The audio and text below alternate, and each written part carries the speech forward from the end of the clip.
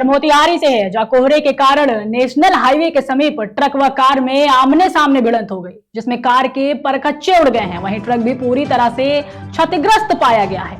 इस घटना में लगभग 9 लोग बुरी तरह से घायल पाए गए हैं, जिन्हें स्थानीय लोगों के सहयोग से निजी अस्पताल में इलाज के लिए भर्ती करा दिया गया है। वहीं इस घटना के बाद में कोहरे के सहारे ट्रक चालक व खलासी फरार निकले। इस घटना की जानकारी मिलते ही पुलिस मौके पर पहुंचकर मामले की जांच पड़ताल में जुट गई है।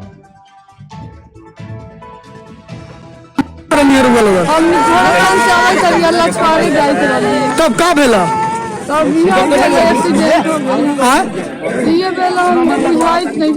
ट्रक वाला मरल कि केमिकल तो वो लोग ना देखे। कहाँ से आप जा रहे थे?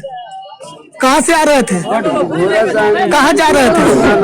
तो कहाँ जा रहे थे? लछवाड़े जा रहे थे। तब क्या हुआ उसके बीच में? बस वाला मार दिया। गाड़ी आप ही चला रहे थे। स्पीड कितने बताए? बहुत स्लो होते हैं। घटना भेला ट्रक आगे चलत लगा जस्ट मतलब हल्का सा रॉन्ग साइड में आया अर्टिगा यानी मोतिहारी के तरफ से आगे ट्रक में मरला। ट्रक में कहाँ से कहाँ लोग जाते लगे कुछ मालूम है?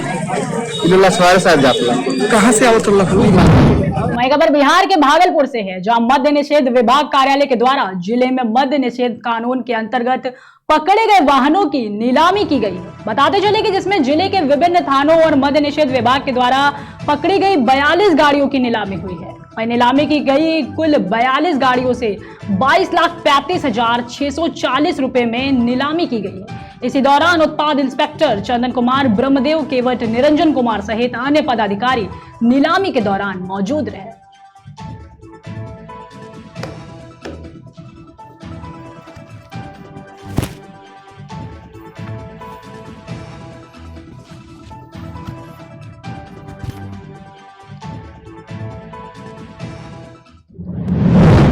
वही खबर भागलपुर से है, जहां मालदा डिवीजन के डीआरएम ने स्टेशन पहुंचकर यात्री सुविधा को लेकर चल रहे कार्य का निरीक्षण किया है। बता दें कि वहीं eastern Bihar chamber of commerce के कार्यालय में चैम्बर के अधिकारियों और व्यापारियों के साथ चर्चा भी की है। साथ ही व्यापारियों के आने वाले माल यहां किस तरह से आते हैं और किस तरह से जाते हैं, इसकी जानकारी भी ली।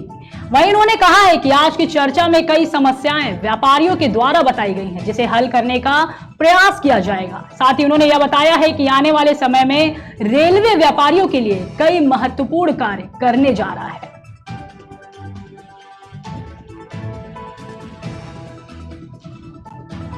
देखिए, भागलपुर यात्रियों के संदर्भ में तो महत्वपूर्ण शहर है ही है, लेकिन उद्योग के कॉन्टेक्स्ट में भी हमारे लिए बड़ा महत्वपूर्ण है। और इसीलिए भागलपुर चेंबर्स ऑफ कॉमर्स के साथ आज मुलाकात हुई, बैठक हुई, इनफॉर्मल चर्चा हुई। जो ग्रोथ के एवेन्यूज हैं, अपॉर्चुनिटीज हैं, उनके ऊपर बातचीत हुई। कहाँ कितना माल किस माध्यम से जा रहा है, तो उनकी लॉजिस्टिक्स की क्या रिक्वायरमेंट्स हैं, इसके बारे में ट्रेड के सभी सम्मानित मेंबर्स ने हमको अवगत कराया। जो चीजें हमको प्रॉब्लम्स के रूप में सामने आ रही हैं, रेलवे तो उसमें जो मदद कर सकता है। और सबसे महत्वपूर्ण बात यह है कि एक नया प्रोडक्ट जॉइंट पार्सल प्रोडक्ट के नाम से है, जो कि भारतीय रेल और इंडिया पोस्ट की पहल है, जिसमें दोनों विभागों ने इकट्ठा होकर के इस प्रोडक्ट को डेवलप किया है, जिसमें कि न केवल terminal to terminal transportation but कि फर्स्ट एंड लास्ट माइल की भी सुविधा उपलब्ध कराई जाएगी। और एक सिंगल बिल्टी जिसको कहते हैं, single P way bill, parcel way bill, single bill के तौर पे आपको ये सुविधा डोर टू डोर उपलब्ध हो जाएगी। इंश्योरेंस भी इसमें प्रोवाइड किया जा रहा है, मैकेनाइज्ड लोडिंग एंड लोडिंग। तो ये जो प्रोडक्ट था, इसके बारे में हम लोगों ने सीनियर डीसीएम, सीनियर डीएमई हमारे साथ में थे, हमारे अधिकारी, तो हम लोगों ने विस्तार से ट्रेड के साथ इसको शेयर किया है। और जो रिस्पांस है वो ट्रेड का बहुत ही इंकरेजिंग है। तो हम लोग उम्मीद कर रहे हैं कि आने वाले दिनों में भागलपुर, जो कि एक बहुत ही डेवलपिंग डिस्ट्रिक्ट है, यहाँ का उद्योग और डेवलप करेगा, नए मार्केट्स में यहाँ की आउटरीच मिलेगी। और उसके लिए जो लॉजिस्टिक्स कॉस्ट है, जो कि एक तरह का लिमिटिंग फैक्टर रहता है, तो उस लॉजिस्टिक्स कॉस्ट को कम करने में भारतीय रेल और इंडिया वही खबर सीतामढ़ी से है, जहां जिले के 91वें स्थापना दिवस समारोह का आयोजन बड़े धूमधाम से किया गया है। बताते चले के स्थापना दिवस पर आयोजित किए गए कार्यक्रम का आगाज स्कूली छात्र छात्राओं द्वारा करवाया गया है। वहीं इस मौके पर शिक्षक और कई पदाधिकारी भी मौजूद रहे हैं। साथ ही इस कार्यक्रम में जिलाधिकारी भी मुख्य अतिथि के रूप में शामिल हुए हैं। कार्यक्रम का उद्घाटन जिलाधिकारी मनीष कुमार मीणा एवं पुलिस अधीक्षक हरकिशोर राय ने दीप प्रज्वलन करके किया है। वहीं जिलाधिकारी ने अपने संबोधन में समस्त जिले वासियों को स्थापना दिवस की हार्दिक शुभकामनाएं दी हैं एवं जिला उत्तरोत्तर विकास के पथ पर अग्रसर रहने के लिए कामना भी करी है।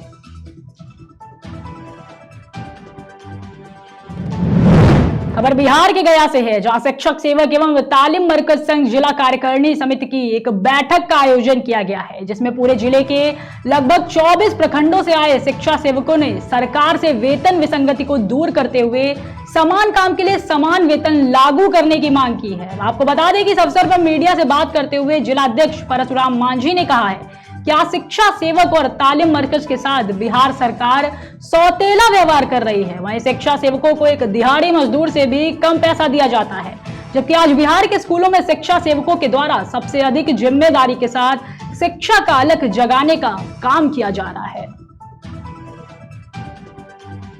कि सबसे पहले हम लोग को सेवा अभिलेख खोला जाए। इतना दिन से हम लोग को बहलावा दिया जा रहा है कि अब खुलेगा, कब से? लेकिन आज 2 साल से हम लोग को बोला जा रहा है कि सेवा अभिलेख खुलेगा, लेकिन अभी तक की सेवा अभिलेख नहीं खुला है।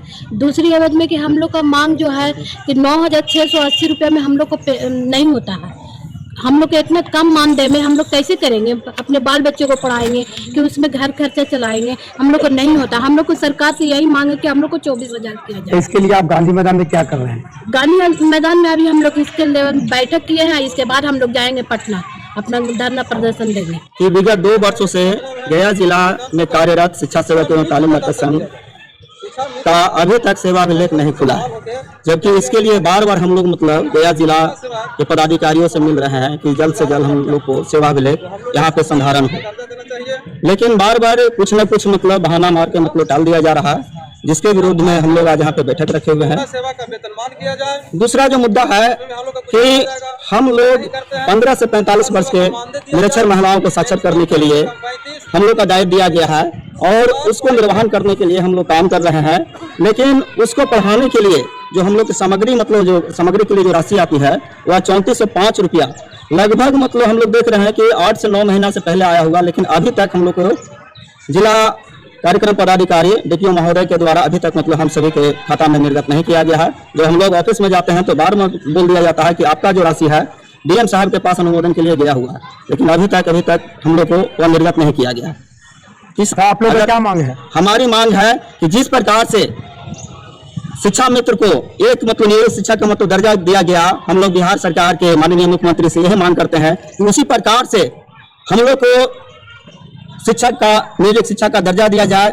और हम लोग सरकार से यह मांग करते हैं कि जिस प्रकार से शिक्षा मित्र को आपने इतना मान सम्मान के साथ मतलब मानदेय की बढ़ोतरी किया, उसी प्रकार से हम लोग चाहते हैं कि 13 साल के मतलब कार्य अनुभव को देखते हुए हम सभी को नियोजित शिक्षा का दर्जा दें। वहीं अगली खबर बिहार से है, जहां नेत्रिका आई केयर अस्पताल का शुभारंभ किया गया है। आपको बता दें कि वहां गरीबों तथा मजबूर लोगों के लिए अलग से व्यवस्था की गई है, जिसमें निःशुल्क जांच शिविर का भी आयोजन समय समय पर किया जाएगा। वहीं अस्पताल के संचालक ने बताया है कि इस अस्पताल के माध्यम से सिर्फ आंख का ही नहीं, इसके अलावा प्रत्येक तरह की बीमारियों का भी इलाज किया जाएगा, साथ ही निःशुल्क व्यवस्था भी करवाई जाएगी। इसके साथ साथ क्षेत्र में युवाओं को आगे बढ़ाने के स्किल डेवलपमेंट प्रोग्राम पर भी काम किया जाएगा, जिससे बेरोजगार युवाओं को रोजगार दिया जा सके, जिसमें सैकड़ों की संख्या में लोगों ने बढ़ चढ़कर हिस्सा लिया।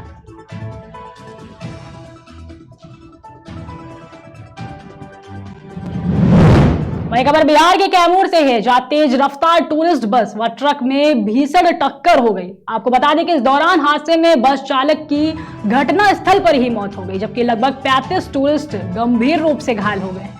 वहीं सूचना पर पहुंची पुलिस ने शव को कब्जे में लेकर पोस्टमार्टम के लिए भेज दिया है, साथ ही सभी घायलों को इलाज के लिए अस्पताल में भर्ती करवा दिया है। ये बस उल्टा साइड से जा रहा था और अपने साइड से ट्रक आ रहा था, अचानक आमने सामने दोनों में टक्कर हो गया। कितने लोग घायल हैं? लगभग 30-35 के लगभग घायल है, जो कि अपने जनताई का एम्बुलेंस के द्वारा हॉस्पिटल पहुंचाया गया है और सरकारी एम्बुलेंस के द्वारा। ड्राइवर के बीच मृत होने की बातें आ रही है, क्या जानकारी है? आप बस का ड्राइवर उसमें फंसा हुआ ट्रक है, अभी मरा हुआ है हमारा ट्रेन अब पहुंच रहा है, तुरंत निकला के पेमेंट हुआ। अभी अब क्या करवाई आगे की होगी? गाड़ियाँ रूट पे हैं अभी तो? गाड़ी हमारा ट्रेन और अपना हाईवे आ रहा है, दोनों का साइड करवा देंगे दोनों गाड़ियों को। कितने NHAI के हेड लगे हुए हैं यहाँ पे लोगों को राहत बचाव के लिए? यहाँ पे हमारा स्टाफ तकरीबन 12 के लगभग लगा हुआ है। एम्बुलेंस का स्टाफ, पेट्रोलिंग स्टाफ, सारे दोनों टीम पहुंचा हुआ है। हम लोगों को कुछ पता नहीं है दक्षिणी स्टेट से, मतलब बंगाल से घूमने के लिए निकला था कल सुबह। अभी आज कहाँ पहुँचने का प्लान था आप लोगों का? बनारस या अयोध्या कहाँ जाने वाले थे आप लोग? जानकारी नहीं है। कहाँ जाना था? आगरा जाना था। कितने लोग सवार थे बस पे? 55। और कैसे घटना कुछ जानकारी हुआ है? नहीं, अचानक झटका आया। उस समय आप लोग सोए हुए थे? नहीं, बैठे हुए थे और अचानक झटका आ गया? पानी करके बैठे थे, 2 मिनट या 3 मिनट बस चला, बस 2-3 मिनट बाद ही घटना हो गया। मीडिया के साथ खबर पूर्वी चंपारण के चकिया से है, जहां एसडीओ के निर्देश पर नगर परिषद के कार्यपालक पदाधिकारी डॉक्टर किशोर कुमार ने शहर के सड़क किनारे से अतिक्रमण खाली करवाया है। वहीं सड़क किनारे से अतिक्रमण खाली कराने के लिए कार्यपालक पदाधिकारी सुबह से अपने कर्मियों व पुलिस बल को लेकर शहर में सक्रिय नजर आए। बताते चले कि नगर परिषद कर्मियों ने शहर की कई सड़कों पर से अतिक्रमण को मुक्त करवाया है। मीडिया के साथियों के माध्यम से आप सभी से अनुरोध करना चाहूंगा कि चकिया को सुंदर, स्वच्छ और स्वस्थ बनाए रखने के लिए आवश्यक है कि हम लोग पूरा शहर जो है अतिक्रमण से मुक्त। जिला पदाधिकारी द्वारा भी निर्देश प्राप्त हुआ था और यहाँ के मीडिया के साथियों और अन्य लोगों के द्वारा लगातार जाम की समस्या को लेके शिकायत आ रही है। तो आज हम लोगों ने संयुक्त रूप से नगर कार्यपालक पदाधिकारी और CO BDO साहब और साथ में ही इस अनुमंडल के लोकप्रिय अनुमंडल पुलिस पदाधिकारी भी साथ में थे और हम लोगों ने आज अतिक्रमण मुक्त कराने का प्रयास किया। लगभग 6 से 7 घंटे तक का आज अभियान चला है। लेकिन मैं ये मानता हूँ, मेरा ये दृढ़ विश्वास है कि अतिक्रमण और सुंदरीकरण एक ही सिक्के के 2 पहलू हैं और चकिया के लोग जब जागेंगे, चकिया के लोग जब आगे बढ़ेंगे तो शहर पूरी तरह से अतिक्रमण मुक्त होगा। क्योंकि ना अतिक्रमण करने वाले बाहर से हैं और ना अतिक्रमण के कारण जो समस्या झेलते हैं वो बाहर हैं।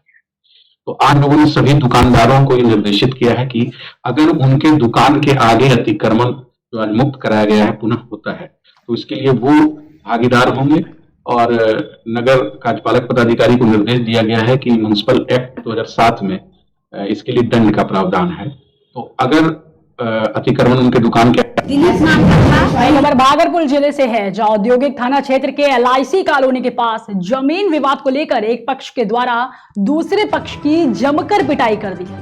इस दौरान गोली लगने से एक युवक गंभीर रूप से घायल हो गया है। वहीं मौके पर मौजूद लोगों ने घायल को इलाज के लिए अस्पताल में भर्ती कराया है। पीड़ित पक्ष का कहना है कि जबरन विधायक के द्वारा जमीन पर कब्जा करने को लेकर इस घटना को अंजाम दिलवाया गया है, जिसमें उनका बेटा खुद मौके पर मौजूद होकर गोली चलाया है और मारपीट की घटना को अंजाम दिया है। दिलीप नाम का था, रिंकू था, सब करवा रहा है गोपाल मंडल। कौन है गोपाल मंडल विधायक है कि गोपाल वही है डायरेक्टर इसका। जमीन हथियाना चाह रहे हाँ, मेरा जमीन हथियाना चाह रहा है। मामला दर्ज करवाएंगे? एकदम करवाएंगे, तो एकदम कराएंगे। हम लोग अभी 3 आदमी बहुत जबरदस्त है, 4 आदमी, एक सरद है, रवि।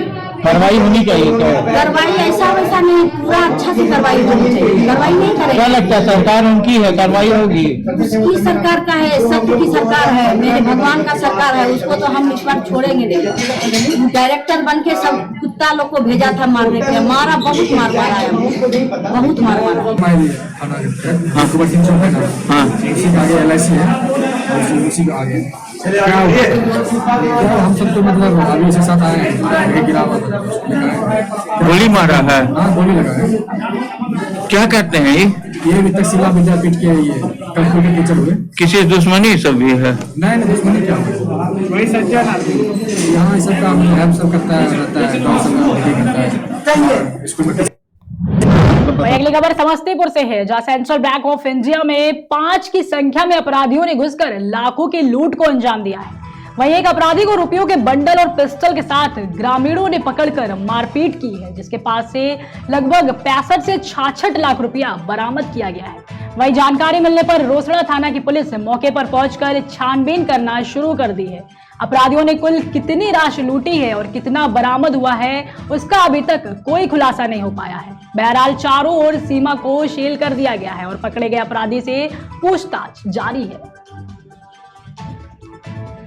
पत्र हम नहीं थे, मेरा गांव मुरादपुर हुआ जी। मुरादपुर में फोन आया, फोन आने के बाद तो हम लोग मैंने कि एकजुट होकर सब आदमी और बांस मुला लगा के और उसको घेरा गया।